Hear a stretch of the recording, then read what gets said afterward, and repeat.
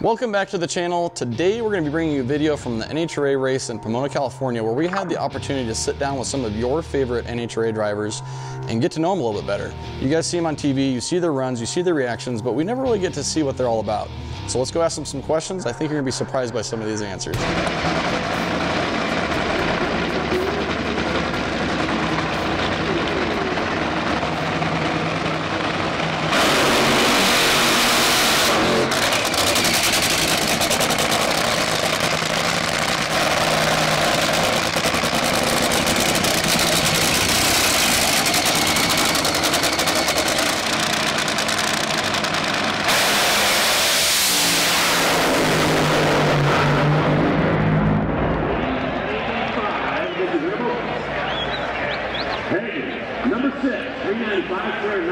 So we're from the street car racing world. This is a little bit different racing than what we're used to filming. For sure. What do you daily drive? I've been asking all the drivers. Yeah, you know, I mean, honestly, I'm in the pickup truck. I got a 3,400 acre farm, so yeah, if it's not, if I can't get cow shit on it, I'll usually don't mess with it. But it's, you know, I mean, Mopar and Dodge just hooked me up with a red-eye Hellcat. You know, and I love driving that stuff. I mean, I got a 68 Camaro Super Sport that was my brother's that passed, and that 69 Dart, I bracket raced it a little bit. You know, and it's it is cool. I mean, you've been a Mopar guy from the beginning anyway. Yeah, you know, that kind of deal. My dad, we own a bunch of dealerships, and my family's been a Chrysler Dodge dealer for over 35 years. You know, so it just all kind of fits in. That makes sense. Yeah, it works out. Mopar family all around. Yeah. If you were to build a street car right now that you don't have, what would it be? Man, if I could build a street car, it would still be, it would be like a pro street car. I would like to go back to like the pro mod feel, you know, with like a 632 or a 738 in it, you know, with a couple systems that still have a cage but still be street legal, where you can take that thing to go get some ice cream and blow the doors off of people, you know? I love that. Do you have a favorite moment from your racing career? Yeah, man, winning championships, obviously. I mean, that's what we're all here to do. I mean, there's nothing better, you know. In championship, I've raced with billionaires, you know what I mean? There's been guys out here with more money than they know what to spend, and still never won a championship. And that's something that no one can ever take away from you. You have 10 guys with one common goal, and it all comes together. And it doesn't matter the money, it doesn't matter the parts, the pieces. You earned that, and that's earned forever. Every time you look at those big championship trophies on your shelf, that's something that no one can ever take away from you or deny you of it, you know. And it's incredible to see when things come together as a team and your guys all click and the lights come on and the wind lights come on, and it's just like, it's a feeling that you can't replace with any amount of money, with any amount of anything else. It's just like, it's earned, you know, and that's super special. Hell yeah. Was there a scariest moment of your career? Yeah, I mean, you're scared all the time, bro. I'm butt puckers in this thing every day, you know what I mean? Like, yeah, that's what Ron was saying too. It's like it never gets normal. It never gets normal. It's like riding a bull, you know what I mean? You don't know when it's going to go left or right or up or down, or, you know, so but that's why we do it, right?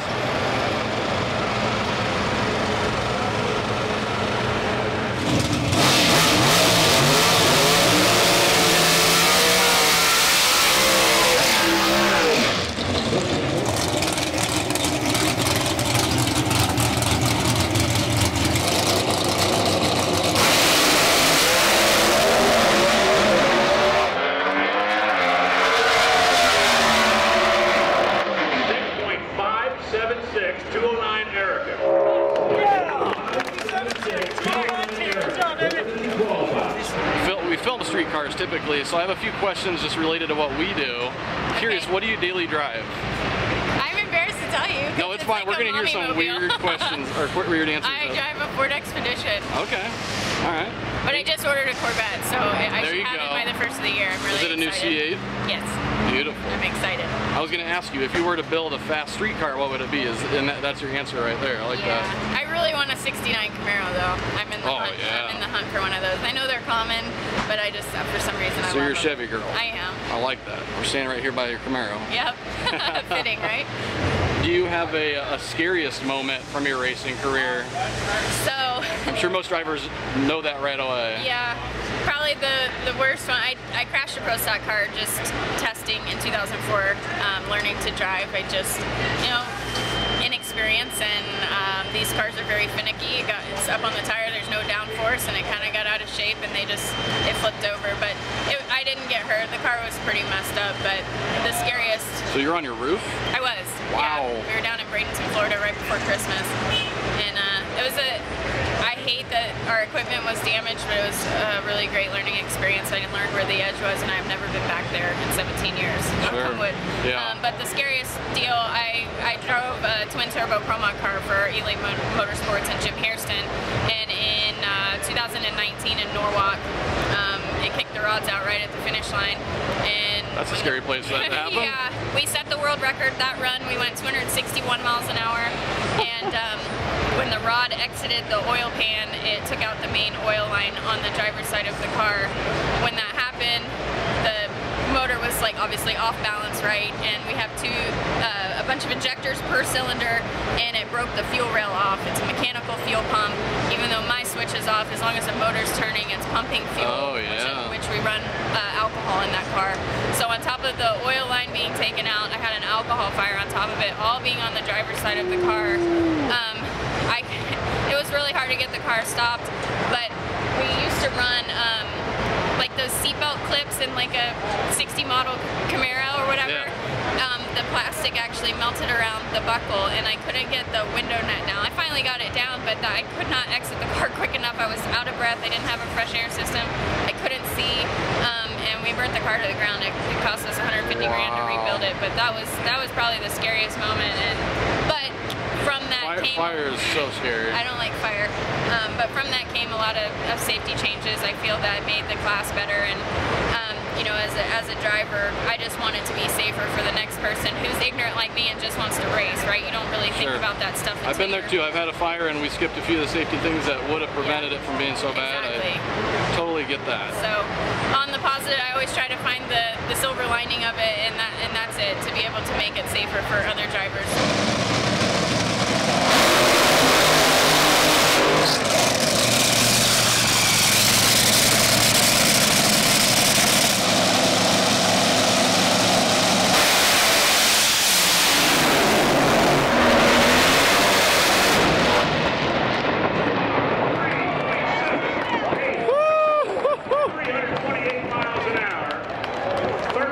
What is one of your favorite moments of driving Top Fuel? That's easy. That's in 2017 when we wrapped the championship here in Pomona.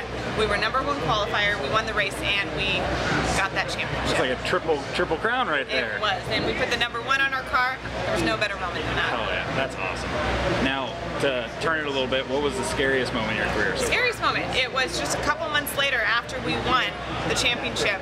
I wrecked here at the same racetrack, opening race of the season. We had gone testing, maybe had 10 runs in this brand new car, put it into a wall, freaking destroyed the car, knocked me out. I don't remember any of it, luckily. Really? No. And woke up in the hospital, and you know, I had 2 weeks to recover to get back to Phoenix. Our next race was in Phoenix, and every bit of me was amped in that hospital to get out, to get back in the car, because the longer I sat there and thought about it, the more fear would get into my head. Right. And I wanted to eliminate that, put it away. You know, in all my years of racing, I've never had, you know, a bad moment. You know that a crash, a wreck, it's going to come. It comes with the industry, it comes with the sport, and that was mine. So I was always aware. I knew it was out there, but I wanted to put it behind me and move on, because you're talking about one moment compared to all the other moments. Right. All right, so for our fans at home, a lot of them are streetcar people. What do you drive at home? What's your daily? I'm a Chevy Silverado girl. Okay. Do you have any race cars, any like streetcar, fun car, anything like that? I don't. This is it right here. I think this more than makes up for it. Yeah. Yeah. Another weird question I have for you. What's your Starbucks order? What do we order? Easy. It's an oat milk latte. Okay, there you go.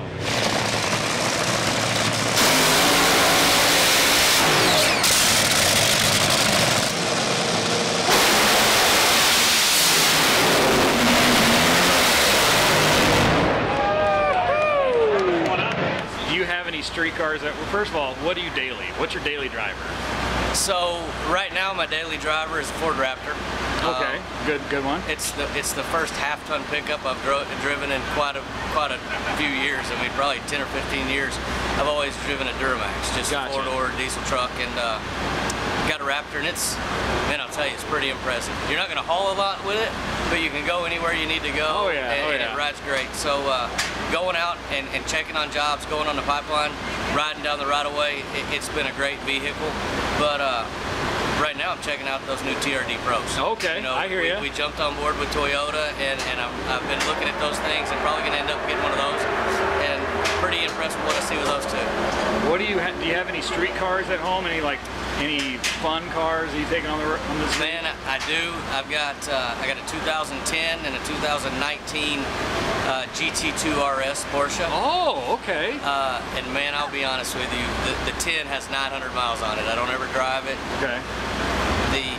My dad has a white one. I have a red one. We usually, if my dad gets something, I get something as well, and so we have a couple sets. But we were able to go to Florida, to West Palm, receive the cars. The engineer that designed the GT2, the first one, was there and signed it to everybody underneath the hood. So it was an unbelievable experience, and I'll probably keep that car forever, just because of sharing that with my dad and the personalization of it, and just that whole memory and that experience. I hear you.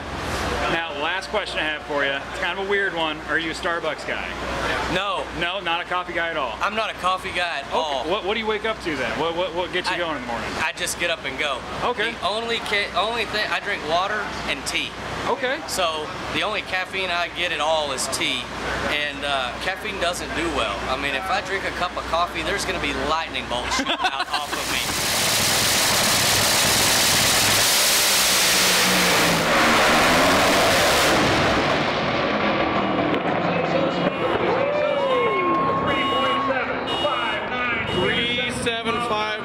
We got a lot of smoke down there.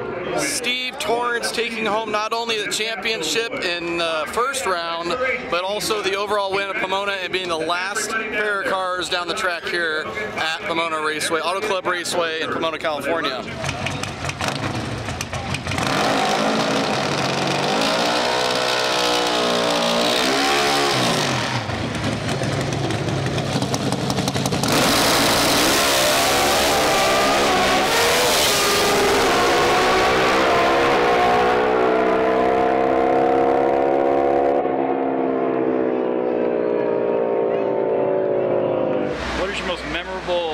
Event or race or anything in your career? What's your most memorable?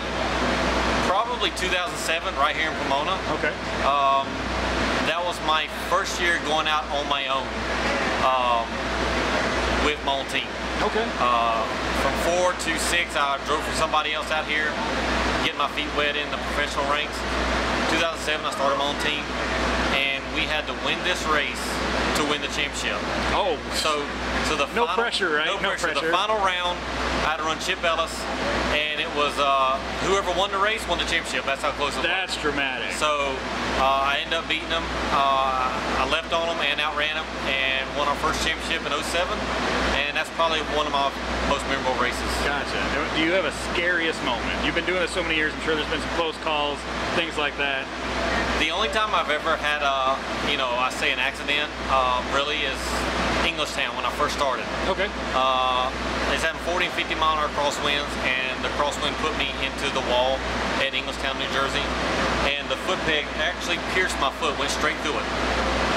So I was out the rest of the year for that. I had some surgery done and got it fixed, but I have had breaks where they didn't work, and I went in the sand, got right back up. It happened to us actually this year. Happened to us this year, first race out, I went in the sand, Q1, and the brake rotor exploded. I went in the sand, we come back, we won the race. Really? Put a whole new front end on the bike and won the race. So, I don't count those as wrecks because you get right back on the bike and go. Sure. But the one, and I think it was 05 when I hit the wall, that was probably my most scariest moment. Gotcha. We're going to turn it a little bit. Talk about the stuff that you drive at home. Do you have, what's your daily? What are we working with? What's your daily driver? My daily driver is a 2500 Chevy truck. Okay. I have a crew cab Chevy truck. Okay. 2020 model. But my plate car that I have in the garage. That was the next question right there, yeah. The plate car is, I have a 2020 Dodge Hellcat Red Eye. Oh, hell yeah. So, I have 205 miles on it before I left to come out here. I don't drive it much. I just bought it to collect it, store it. Okay. Because they're not going to make those cars anymore after next year. So going to be worth some money, so I bought one, and that's my play toy. Gotcha. Very nice. Do you have a Starbucks order? Do you have a go-to Starbucks order? Starbucks, if I go to Starbucks, it's white chocolate mocha. Okay. Okay. A grande white chocolate mocha without whip. Awesome.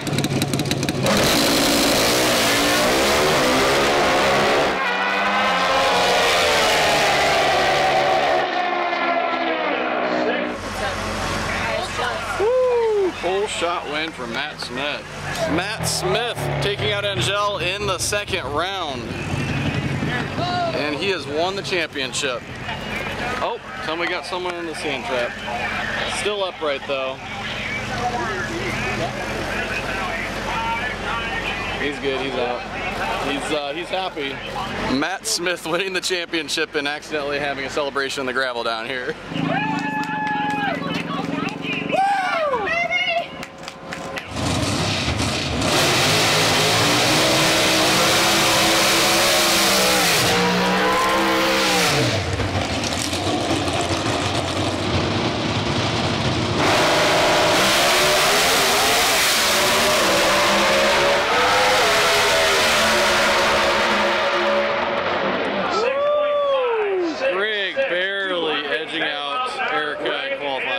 More difficult from my vantage point to tell exactly what happened.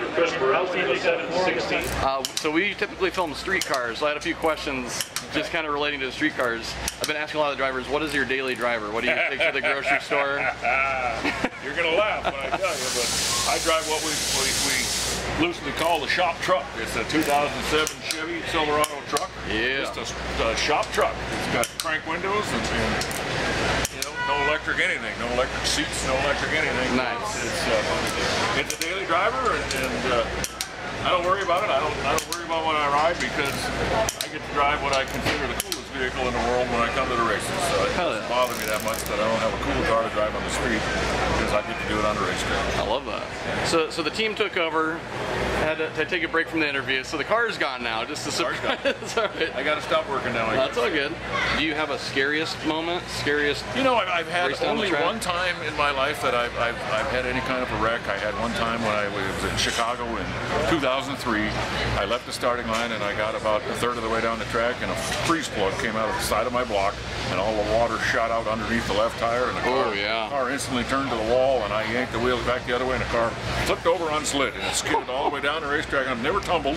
I just went on its slid and slid like a top all the way down the racetrack and ended up like right at the scoreboard at the finish line upside down and never hit the wall.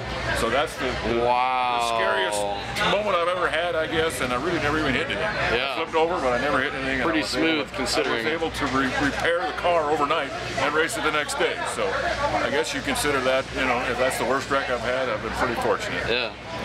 So do you have a favorite moment in your career that sticks out? Favorite race? Favorite? Yeah, I've had a lot of them, so they're tough to. Got a few championships to remember, obviously. But is there a certain race? I mean, the first championship I won was the coolest thing I've ever experienced. And I'm sure. It's been a long dry spell, been 10 years since I won one. So if I can find a way and get lucky enough to win tomorrow, to win another one after 10 years off, that'd be huge. I'm almost going to say it'd be better than the first one. And I never thought you could ever beat that first one. But you know, when you do it so long and you go through a dry spell like I have, and as I said earlier, the competition I think is tougher than it's ever been. It's harder to win than it's ever been. So, you know, the bottom line is, if I could find a way to close the deal tomorrow, it would probably feel better than my first win. So that was my best. That absolutely was my best. But hopefully tomorrow is going to be my best. That'd be awesome. It's going to be a huge moment.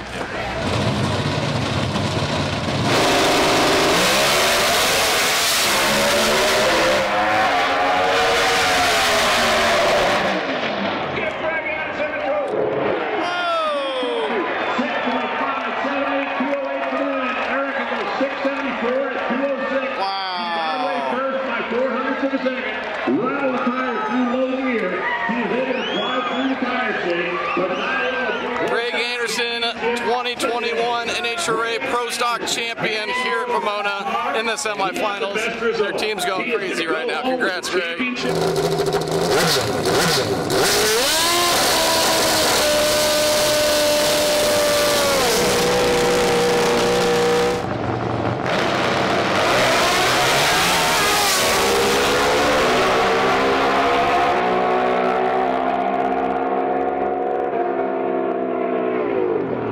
Do you have a favorite moment, most memorable moment in your career?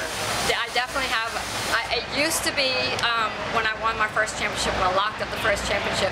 But even more importantly than that now is when I retired in 2010, and I got married to my husband, Seth Drago, and we had our first daughter, my little girl, Ava Jane Drago. And I became a mom, and I thought life was absolutely perfect, and I was never going to do this again.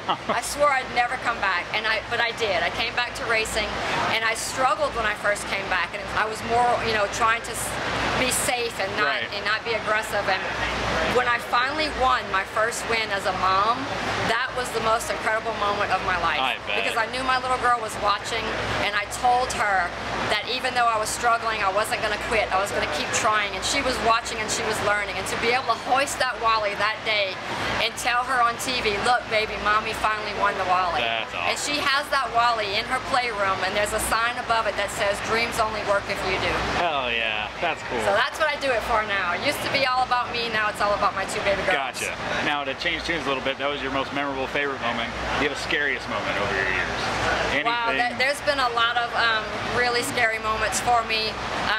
One was many years ago, the back tire actually DB'd off the rim and popped off the motorcycle at about 185 miles an hour. I think that would be it. I rested onto the wheelie bars. It was fishtailing really bad. It hit the wall. I managed to stay on it. Had to get back on it 2 hours later and run again. Another one was in testing, actually the beginning of this year. Oh. On this motorcycle, I got to the end of the racetrack. I didn't realize that the side of the track had dropped off into a little grassy area. Lost control of the motorcycle. Almost brushed the wall, but I managed to keep it up. But yeah, it's a scary thing.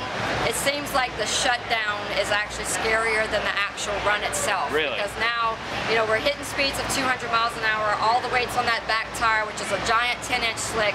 But then as soon as you roll off the throttle, all that weight goes onto this little bitty front tire, and you have to brake really quickly because we don't have a whole long shutdown to get it, safely stopped. And that's the scary part. So. Gotcha. So if you weren't doing this for a living, what would you be doing? It's so funny that you asked that question, and I'm glad you did, because you may be surprised to hear the answer. I'm a huge UFC fan. Really? And I'm a blue belt in jiu-jitsu. I wanted to go further and be a black belt, but I had a little girl and stopped training. My husband was an MMA fighter. I absolutely love training MMA. I just respect every MMA fighter so much. I love Rose Namajunas. She's the current world champion. And if I were not racing a pro-cycle motorcycle, and if UFC fighting had been more popular for the females when I was younger, that is definitely the route I would have taken. Really? Yeah. That's interesting. I love it. Okay. Now, what do you daily drive? What's in the garage? What are we looking at? I currently do not own a motorcycle at home.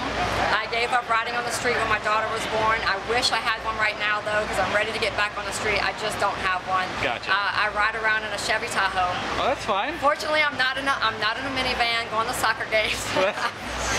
I got my Tahoe and I love it. Okay. Now, last question. It's a little bit of a weird one. What's your Starbucks order? Actually, my daughter is a huge Starbucks fan. Yeah, but we go there pretty often, and I love the pink drink. Whatever the pink drink is. I love the pink drink. I don't know. It's got coconut milk. It's very light, refreshing. They puree some strawberries in there. It's awesome. I love it. Yeah. Okay.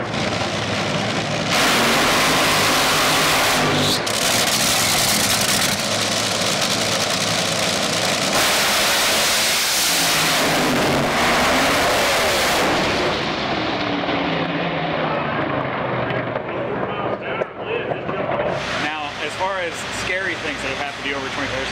I know wrecks happen, things like that. What's your scariest moment you've ever had in or out of the car, either one? Well,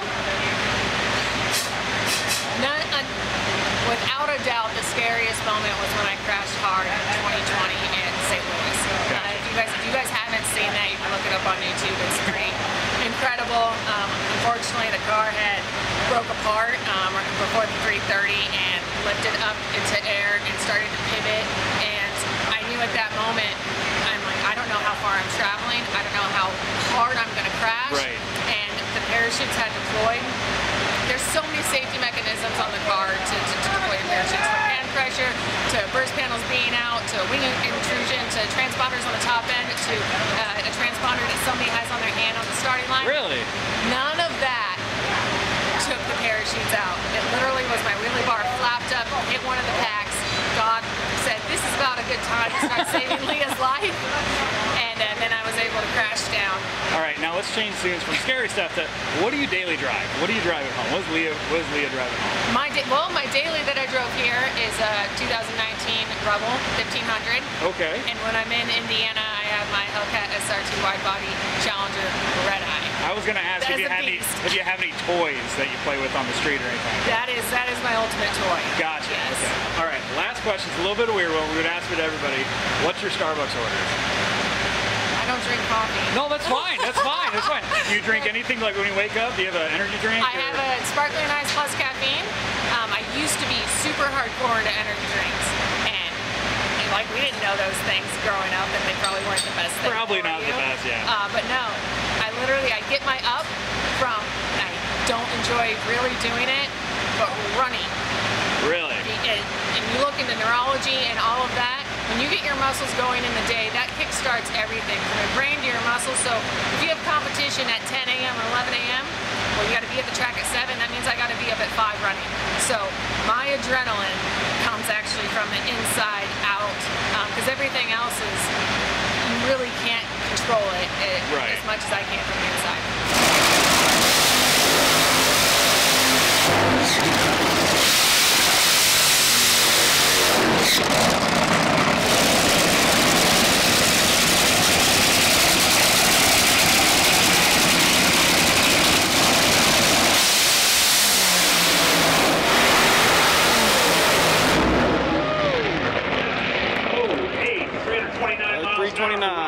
Let's go back to the run made the Brandon Welch session by Brandon Welch. Yes, we saw some fun. A few questions for our street car fans out there, because obviously we come from street car racing. This is a lot different than what we're used to filming. What do you daily drive? Right now, I've got a Roy Brizio 31 5-window street rod with a Whipple charged ZZ4 crate motor, and Roy Brizio got to be a friend of mine, and he builds the badass hot rods, street rods, and so I finally got a car built by him, and it's pretty wild to drive. It weighs nothing. It's a car my dad and I worked on as a kid, and we never finished it. So it's my favorite car, and I get it out when I'm home more than a few days. I'll get it out. And ironically, I've never got full throttle on this thing because I've done it on an on-ramp and rolled into the throttle, and it's like this funny car. It just gets crazy. So, and then we have a Chrysler 300 Hemi that I got my wife, and we'll probably buzz around that more than anything. So that's the grocery getter? Pretty much right now. If you were to build a street car right now, what would you choose? What kind of car? I would probably... Roy Brizio built a couple cars for Eric Clapton, and one of them he gave it back right away because it was crazy too much motor for him. And he had a Willys built, a streetcar Willys with like a blown 426 Hemi, and it's pretty wild looking, and obviously it was a little too much for Eric Clapton. So I would love to have a car like that, like an old Willys. You like the old school stuff? Yeah, just like you know, pro street style, just fat tires under it, huge motor, and a big stereo system. That's what I want. Stereo and a huge blower sticking out right in front so I can't even see. I like that. Is there a race in your career that you consider the most controversial, where it was really stressful or something crazy happened and just... Yeah, I mean, anytime we come down for a championship, and before, you know, I've probably lost a championship by less than 10 points 3 or 4 times in my career. So those moments at the other end of the track, when it's the last day of the year, you're fighting for a championship, and it comes down to that, and it's like a sucker punch to the gut, not winning. And they make you stand down there with a TV in your face at that moment, and it's the worst moment in your life. You know, so those moments I've lost are probably the ones that stand out to me the most. Probably more so than when we won, believe it or not. Is there a scariest moment in your career that stands out? The scariest moment for sure was Indianapolis winning the sand trap, and the worst part about a funny car when you start driving is the only way we can get out is the roof hatch. Right? Yeah. This is it. It's how we get out to do the interviews. It's how we get out of the car. My car went into the sand trap, went upside down, and I was trapped in there. And when it went in, the front end went into the net, and it went into the net so far in and got stuck that they couldn't get it undone, and I was trapped in the car. So I'm on the radio to my crew who's on the starting line, and people didn't know if I was hurt or not, so they cut off the TV screen, so my wife's freaking out, my crew's freaking out, but I'm talking to him in the car, and it's upside down. I can hear fuel dropping on the motor. I mean, I only have about 2 minutes left of oxygen in the helmet, and I'm starting to freak out a little bit. Not a little bit, a lot. And I've been on fire in this thing. I've wrecked in it. I've had a lot of pretty gnarly stuff that's happened, but that was by far the scariest, being trapped in there and no way out, because you can't get out the side windows. Yeah, you got some can't get out thick any plexiglass. That is really thick plexiglass. It is, if you're not claustrophobic, that will make you the most claustrophobic ever. So they flipped it back over, got you out. Yeah, I bet if you Google my name, it's probably one of the first things that pop up, usually. And it took a while. They barely got it open, and dude, I was out like a hamster, man. I popped out, and luckily I'm small. They barely got it tipped enough they could roll the hatch open, and I came flying out. I was so mad they couldn't get me out. I was yelling at them, which I shouldn't have done. But I'm sure it doesn't help their calmness of getting stuff. It scared me bad. I didn't want to be just burned alive, you know, and they couldn't get to me. So it's scary. What's your favorite memory that stands out? You've got a couple wins that you've already mentioned. Yeah, favorite memory's got to be the championship, world championship here at Pomona, and we actually clinched it on Saturday night after the last qualifying run, which is rare. And we didn't have to go through the whole Sunday thing like we're going to go through this year. And we actually had a party Saturday night. We clinched. They put up the big banner behind the pit area, the world champion. And that night we stayed till like 1 in the morning, celebrating with every fan that came up wanted to get a picture. And the trophy's this high, right? And we partied all night, and then I still had to race on Sunday. And so I came bebopping in here like a half hour before. And I was a little slow first round, but we got through it. But that was probably the coolest moment to celebrate with our fans. Because everybody's still here. Yeah. And it's Sunday, half the crowd's left, and they're like going back to their room. And it was so long for me to win a championship. It took forever, and all these fans that were loyal were here. And that was awesome. Bitching to share it with them, you know what I mean?